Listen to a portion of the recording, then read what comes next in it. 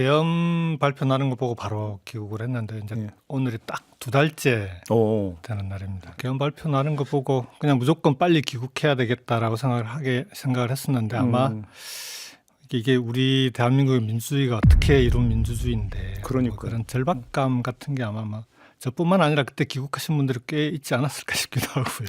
그 뭐 탄핵 집회도 주말이면 이제 저도 시민의 한 사람으로 참여도 계속 해보고 그러고 있는데 2달 동안 보면은 이제 한 3가지 키워드 정도로 정리가 가능할 것 같아요. 첫 번째는 특히 초기에 그런 얘기들이 많이 나왔는데 촛불이 응원봉으로 바뀐 새로운 그렇죠. 집회 문화를 보면서 특히 젊은 세대들이 나온 걸 보니까 아 이게 대한민국의 민주주의가 쉽게 무너지지 않겠구나. 그렇죠. 그런 좀 자신감, 희망과 기대 이런 게 있었는데 두 번째는 단죄인 것 같아요. 단죄. 예. 이번에 계엄을 막을 수 있었던 건 한강 작가도 그 얘기를 했지만 과거가 현재를 구했다고 하지 않습니까? 광주의 경험 12.12 쿠데타를 우리가 단죄했기 때문에 이번 쿠데타 과정에서 그 머뭇거리는 군인들이나 경찰들의 모습을 볼 수 있었던 거 아닌가. 그렇다면 이번에도 반드시 단죄를 해야 되는 거죠. 그렇죠. 예. 이번 계엄과 내란을 단죄하지 못하면 우리가 미래를 구하지 못하는 현재를 만드는 셈이 아니겠습니까? 그래서 이 계엄과 내란에 대해서는 무슨 일이 있더라도 반드시 단죄해야 된다. 이게 두 번째인 것 같고요. 세 번째는 갈등인 것 같아요. 이런 상황, 초유의 상황에서도 지금 거리에 특히 주말 거리에 나가보면 뭐 좌우로 갈려갖고 너무 갈등이 심각한데 이걸 보면서 우리 대한민국 사회가 어떻게 하다가 이렇게 심각한 갈등 사회가 됐을까? 이게 한두 문제 바꾼다고 이 문제가 바뀌어질까? 그래서 앞으로 이 근본적인 문제를 해결해 나가는 국가 대개조 반드시 필요하겠다. 그런 생각이 좀 들었습니다. 저는 그러니까 통합을 위해서 사면 이런 얘기들이 자주 나오는데 지금은 이 아까 말씀드렸듯이 어떻게 단죄하는가가 가장 중요한 과제입니다. 이걸 제대로 단죄해놓고 나면 그 이후에는 예를 들어 우리가 갈등을 풀어나가는 과정에서 여러 가지 논의는 가능하겠지만 지금 와서 벌써 사면을 얘기하는 것은 저는 너무 앞서 나간 얘기다 이렇게 생각합니다. 그러니까요. 네. 그다음에 지금 대개조로 말씀을 하셨는데 네. 그래서 이제 개헌 얘기를 꺼내셨던 건가요? 네, 그렇죠. 개헌은 국가 대개조를 위해서는 필수적인 과제 중에 하나 아니겠습니까? 네. 근데 그 개헌이라고 하는 게 지금은 보면 국민들의 요구도 꽤 높은 것 같더라고요. 여론조사 결과를 보면 한 60% 내외 정도 나오는데 그러면은 국가의 개조를 위해서도 필요하고 국민들의 요구가 꽤 높은 상황이면 예. 개헌은 앞으로 반드시 해야 될 과제인데 문제는 시간이 없어요. 더군다나 그렇죠. 지금은 단죄해야 되는 내란 세력을 극복해야 되는 과제가 워낙 중요한 과제니까 그렇지만 개헌의 과제가 많기 때문에 뭐 한꺼번에 할 수는 없다 하더라도 국민들이 불안한 부분이 있으면 그건 해결해야 되는 거 아니냐. 이런 제2의 윤석열, 제2의 계엄이나 내란은 없도록 만드는 개헌 정도는 차기 정부가 출범하기 전에 우리가 정치권이 해결해야 되는 거 아니냐. 다음 대통령이 누가 되더라도 국민들이 불안하지 않도록 만드는 개헌은 원포인트 개헌이라도 반드시 해야 된다. 그럼 일종의 계엄 방지 개헌 이런 건 반드시 필요하죠. 예를 들어서 대통령한테 비상계엄령 선포권을 주는 것을 삭제한다든 이런 거 그렇죠. 말씀하시는 겁니까? 그러니까 전시나 준전시면 충분한데 예. 이 평시에도 대통령의 판단에 따라서 계엄을 발동할 수 있도록 만든 건 아마 세계적으로도 유례가 별로 없는 것 같고요. 이제 뭐 비상대권 또는 비상대응 권한 이런 것들을 뭐 테러가 생기면은 그에 국한해서 준다든지 그런 권한을 얼마든지 매뉴얼처럼 정의할 수 있는데 우리처럼 그렇게 강범위한 군 통수권을 갖고 있는 대통령에게 강범위한 권한을 주는 이런 계엄은 그렇죠. 앞으로는 이게 좀 그에 준하는 겁니다. 국가 예. 비상 상황이라고 하는 임의적 해석 그렇죠. 여지를 남겨두는. 그렇죠. 개인의 판단의 그렇죠. 영역으로 남겨놓는 건 이건 그 한 사람의 잘못된 판단으로 지금 얼마나 국가가 어렵습니까? 그러니까요. 국민들도 힘들어졌고 경제가 특히 너무나 힘들어졌는데 이런 상황이 생기는 일은 다시는 없어야죠. 맞아요. 저는 그래서 이제 2단계 개헌론을 얘기를 하는데요. 예. 지금 방금 말씀드렸던 국민들의 불안을 해소해 주는 개헌은 여야가 이거는 뭐 보수 진보 넘어서서 여야가 함께 초당적으로 빨리 풀어야 된다. 음. 이거는 여야가 합의만 하면 다음 대선에서 국민투표를 통해서 개헌할 수 있는 거 아니냐. 특히 개헌을 개선할 때 동시 그렇죠. 국민투표. 원포인트 개헌을 해서 예. 다음 대통령이 누가 되더라도 국민들이 불안하지 않게 해드리고 그리고 그 외에 여러 가지 개헌에 담아야 될 내용이 많지 않습니까? 권력제 예, 문제라든지 예. 국민기본권, 특히 지방분권, 국가 운영 발전 이런 게 대단히 중요한데 그 논란의 여지가 많거든요. 그 부분은 충분히 논의하자. 지금부터도 논의해 나가서 그건 다음 지방선거 때 개헌을 해도 시간적으로 여유가 있는 거 아니냐. 예. 다만 그 지방선거 때 개헌이 되려면 이번 탄핵이 인용된 이후에 조기 대선 국민이 열린다면 그때 출마하는 후보들은 모두가 공약하고 그리고 각 정당들도 국민들에게 약속해서 다음 지방선거 때는 반드시 개헌이 이루어질 수 있도록 해야 된다 이렇게 생각합니다. 네, 그 말씀을 알겠는데 어제 예를 들어서 나경원 국민의힘 의원 같은 경우는 4년 중임제 개헌을 그러니까 자기는 지지한다면서도 대통령한테 의회 해상권을 줘야 되는 거 아니냐 이런 주장을 했거든요. 지금 지사님이 네. 말씀하신 거는 정반대의 어떤 주장 아닙니까? 국민들이 동의하겠습니까? 그래요? 윤 대통령의 의회 해상권이 있었으면 계엄이 이렇게 끝났겠습니까? 네. 국회가 있었으니까 계엄을 해제할 수도 있었고요. 또 전혀 다른 얘기는 다른 건 국회는 군 통수권이 없어요. 그리고 그렇죠.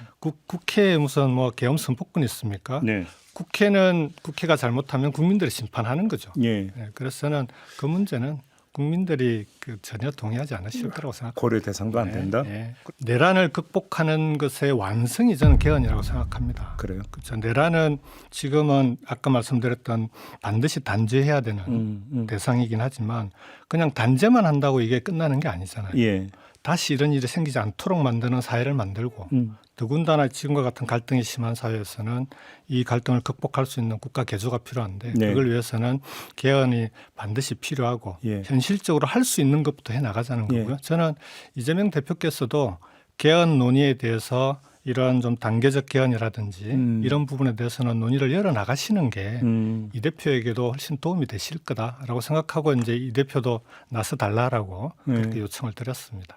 저는 이번 탄핵 과정에서 국민의힘 의원들이 이제 초기에는 탄핵에 찬성하는 의원님들도 꽤 있지 않았습니까? 예. 그래서 그런 의원님들과 함께 이 계엄을 극복하고 내란을 극복할 수 있는 탄핵연대, 일종의 민주주의 연대를 강범위하게 잘 구성해서 관리해 왔어야 된다라는 아쉬움이 좀 있기는 합니다. 네. 그렇지만 그분들도 예를 들어서 이런 계엄 방지 개헌, 이런 똑같은 지금과 같은 개헌이 또다시 생기는 건 있어서는 안 된다. 라는 생각은 좀 변함없을 거라고 봅니다. 왜냐하면 예. 지금 국민의힘이 이제 워낙 내란 선동 세력이 득세하면서 그 안에서 아무 얘기도 못하는 분들이 꽤 있긴 하지만 그렇지만 이 계엄 자체가 잘못됐다고 생각하는 건 저는 오히려 훨씬 공감대가 넓은 것 같거든요. 그래요? 그러면 그걸 방지하자라고 하는 건 충분히 알겠습니다. 가능할 거라고 생각합니다. 그럼 다른 문제로 좀 넘어갈게요. 네. 그 지사님이 1월 29일에 페북에 그 글을 쓰신 바가 있습니다. 네. 요 이제 대목이 상당히 논란이 됐던 부분이 있는데 네. 예를 들어서 이제 이런 대목이 있어요. 그러니까 2022년 대선 이후 치러진 지방선거와 총선 과정에서 치욕스러워하며 당에서 멀어지거나 떠나신 분들 이들에게 진심으로 사과하고 기꺼이 돌아오실 수 있도록 해야 한다. 자, 이런 어떤 그 주장을 그러니까 내놓으셨지만 한쪽에서는 강하게 지금 반발을 하고 있습니다. 네, 맞습니다. 자, 그런 사람들이 누군데라고 하면서 구체적인 실명까지 거론하면서 네. 이 사람들은 민주당과 함께 못한다 이런 주장까지 나오고 있거든요. 네. 어떻게 받아들이십니까? 구체적인 실명을 거론하는 건 제가 글을 쓴 취지와는 잘 안 맞는데요. 제가 들어온 지 2달 됐다고 하지 않았습니까? 해외에 있는 동안에도 총선 과정이나 이런 걸 좀 지켜보고 들어와서 또 많은 사람들을 만나면서 이제 제일 크게 느낀 건 민주당이 똘똘 뭉쳐 있구나. 그래서 이게 실제로 야당 대표에 대한 탄압이라고 하는 게 이번 정부 들어와서 사실 다른 나라에서 유례가 없을 정도의 탄압이 있지 않았습니까? 이재명 대표가 그걸 견뎌낸 건데 그 과정에서 민주당이 똘똘 뭉쳐서 그걸 잘 극복해 왔다고 생각을 합니다. 두 번째로 계엄만 하더라도 미리 계엄에 대해서 예고하고 이렇게 나가면서 계엄 선포 이후에 빠르게 극복할 수 있는 저는 민주당이 그 역할을 잘 해냈다고 생각을 하고 그 부분은 반드시 평가를 해줘야 된다.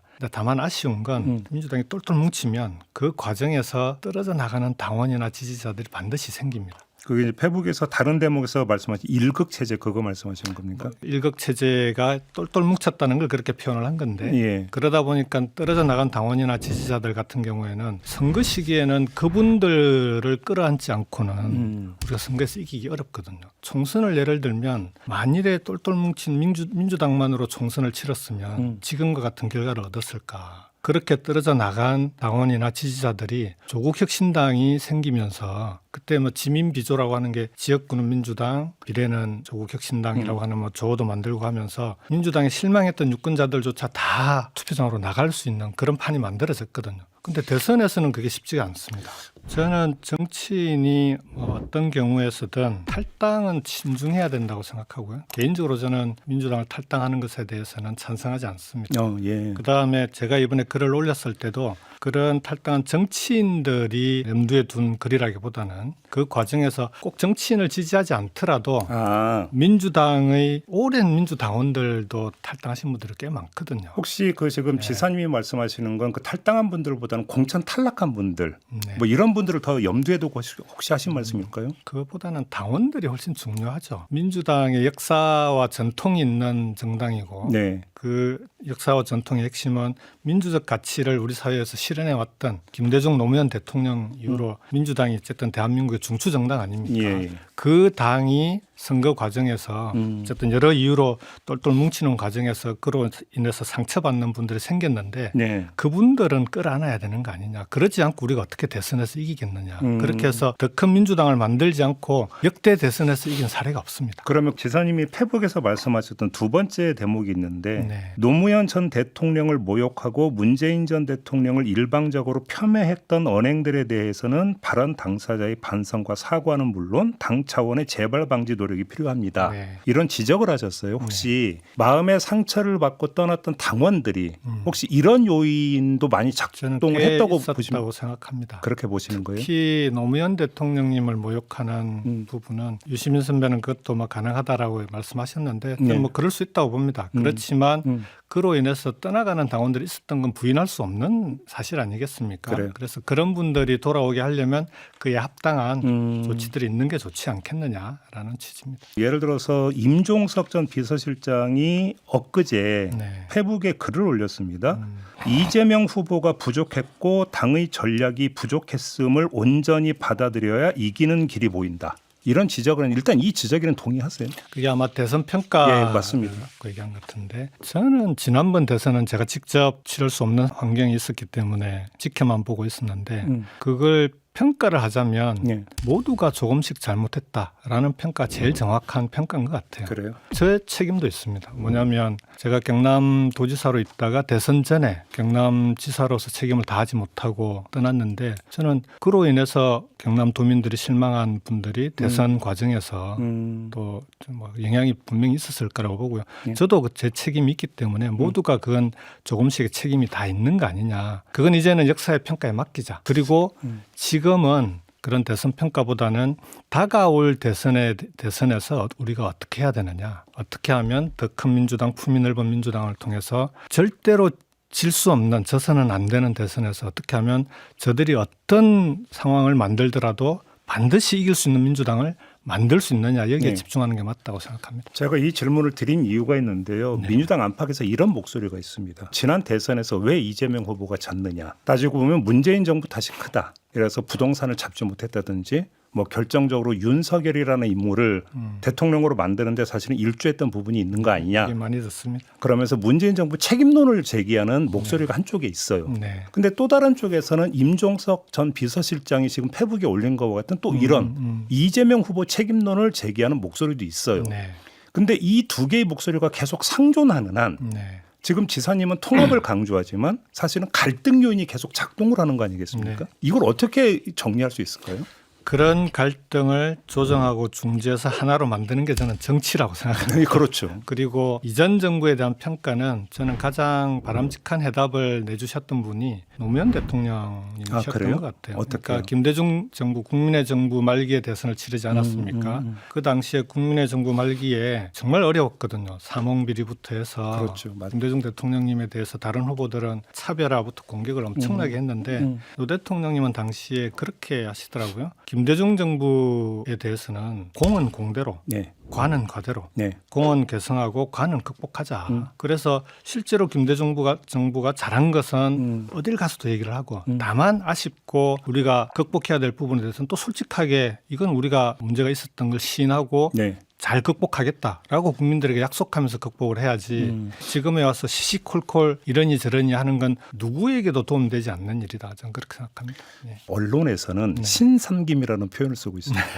지사님을 포함해서. 예. 그러면서 신삼김의 세 명을 이재명 대표 이른바 대항마로 계속 묘사를 하고 있습니다. 그래서 질문을 드리는 건데 만약에 조기 대선이 치러진다면 지사님 혹시 그 경선에 참여하실 계획이십니까? 그러니까 대항마다 이런 건 너무 앞서 나가는 얘기다 저는 그렇게 생각하고요. 네. 지금은 앞에서 말씀드렸듯이 내란 세력을 단죄하는 데 모두가 힘을 모아야 되는 네, 시기다. 네, 네. 다만 단죄만 하고 있으면은 미래를 준비할 수 없지 않겠습니까? 단죄해 나가면서 우리가 반드시 이길 수 있는 대선을 만들려면 어떻게 해야 되냐. 이 부분은 지금부터 논의를 해야 된다. 야. 그게 제가 글을 올렸던 취지이기도 하고 네. 좀 전에 말씀하셨던 그런 뭐 신상김 이런 얘기도 이기는 대선을 만들기 위해서 각자의 역할이 뭐가 필요할지를 논의하는 과정으로 봐야 되고 그렇게 힘을 모아 나가면서 적절한 시기가 됐을 때 어떤 역할을 할지는 그때 가서 판단해야 될 문제라고 그러니까 생각합니다. 단죄를 하면서도 미래